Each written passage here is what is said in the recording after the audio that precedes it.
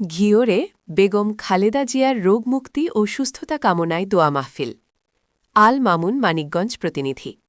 সাবেক তিনবারের সফল প্রধানমন্ত্রী, বাংলাদেশ জাতীয়তাবাদী দল বিএনপির চেয়ারপারসন, গণতন্ত্রের মাতা, আপোষহীন দেশনেত্রী বেগম খালেদা জিয়ার রোগমুক্তি ও সুস্থতা কামনায় মিলাদ ও দোয়া মাহফিলের আয়োজন করেছেন মানিকগঞ্জ ১, ঘিওর দৌলতপুর শিবালয় আসনে ত্রয়োদশ জাতীয় সংসদ নির্বাচনে ধানের শীষ প্রতীকে বিএনপি দলীয় মনোনীত প্রার্থী, মানিকগঞ্জ জেলা বিএনপির আহ্বায়ক কমিটির সদস্য এস এ জিন্না কবিরের সহধর্মিণী শায়লা কবির। সোমবার ২২ ডিসেম্বর উপজেলার পয়লা ইউনিয়ন ৯ নং ওয়ার্ড বিএনপি ও অঙ্গসংগঠনের আয়োজনে বাইলজুড়ি চকপাড়ায় দেশনেত্রী বেগম খালেদা জিয়ার রোগমুক্তি ও সুস্থতা কামনায় দোয়া মাহফিল ও বিশেষ মোনাজাতের আয়োজন করা হয়।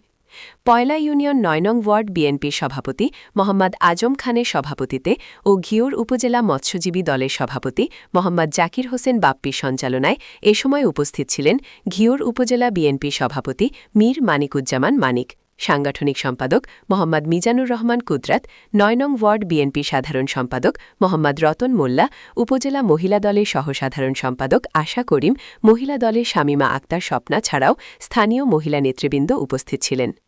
দোয়া মাহফিলে শহীদ প্রেসিডেন্ট জিয়াউর রহমানের আত্মার মাগফিরাত কামনায় মোনাজাত করা হয়। মিলাদ ও দোয়া মাহফিল শেষে স্থানীয়দের মাঝে তোবারক বিতরণ করা হয়। বিস্তারিত ভিডিওতে। দেশনেত্রী বেগম খালেদা জিয়া আপনাদের প্রথম নারীর অধিকার বাস্তবায়ন উনিই করে গেছেন। আমাদের ম্যাডাম খালেদা জিয়া উনিই শুরু করে গেছেন। আপনাদের যে অধিকার, নারীর অধিকার বাস্তবায়ন আমাদের প্রধানমন্ত্রী বেগম খালেদা জিয়া উনিই করে গেছেন। এটা কি আপনারা জানেন? এটা আপনারা জানেন না। উনি সর্বপ্রথম নারীর অধিকার এবং ওনার প্রথম যে রাষ্ট্রপতি ছিলেন আমাদের জিয়াউর রহমান, উনিও এই নারী পুরুষ সব কিছু মিলে উনি অনেকগুলি পরিকল্পনা করে গিয়েছিলেন। একটু আগে বলে গেছে উনি ১৯ দফা করে গিয়েছিলেন। প্রমাণ কি জানেন? আপনাদের ভোটের আমাদের প্রয়োজন। আপনাকে ভাবিকে পেয়েছেন কাছে, ভাই তো আসেই নাই এই ১৫ বছর, আর এবার দেন ভাবি এসেছে আপনাদের ভোটের জন্য। ভোটের গুরুত্ব আছে।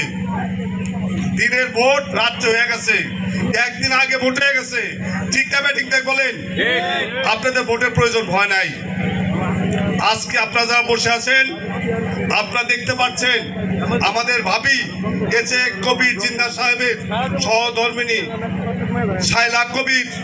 উনি কিন্তু একজন সাধারণ মানুষ হলেও উনি একটি ব্যাংকে জব করেন। উনি ভালো একজন অফিসার। টাকা এমপি হলে ইনশাআল্লাহ করে দিবেন।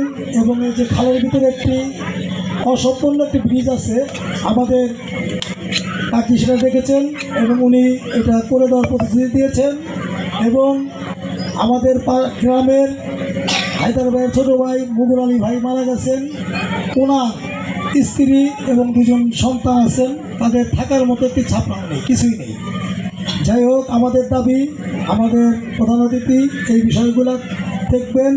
এবং আমরা যেখানে বসে অনুষ্ঠান করছি এই বাইলজুড়ি চকপাড়া, এইখানে একটি কবরস্থান খুব দরকার। কারণ এই গ্রামটা অনেক বড়, একটি কবরস্থান আছে সেটা অনেক দূরে। এখান থেকে একটি লাশ নিয়ে যে ওইখানে দাফন করা অনেক কষ্টকর। প্রধানমন্ত্রী হবেন দেশনায়ক তারেক রহমান। সেই তারেক রহমানের এই বাংলাদেশ কিভাবে পরিচালনা করবে, কিভাবে রাষ্ট্র পরিচালনা করবে তার রূপরেখা দিয়েছে ৩১ দফা। হয়েছি আমাদের দেশনেত্রী বেগম খালেদা জিয়ার রোগ মুক্তি ও সুস্থতা কামনার জন্য।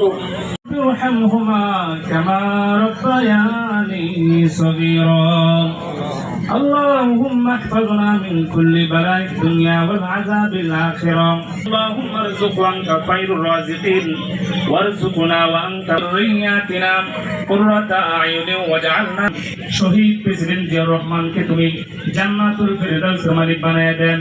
আল্লাহ তাকে জান্নাতুল ফেরদাউসের সমুচ্চ আসন তুমি দান করে দেন। আয় আল্লাহ, বিশেষ করে তার সহধর্মিণী আল্লাহ তিনবারের সফল প্রধানমন্ত্রী বেগম খালেদা জিয়া, আল্লাহ আজকে অসুস্থ মালিক, আল্লাহ মেহেরবানি করে তোমার রহমতে আল্লাহ তাকে তুমি মাফ করিয়া দেন।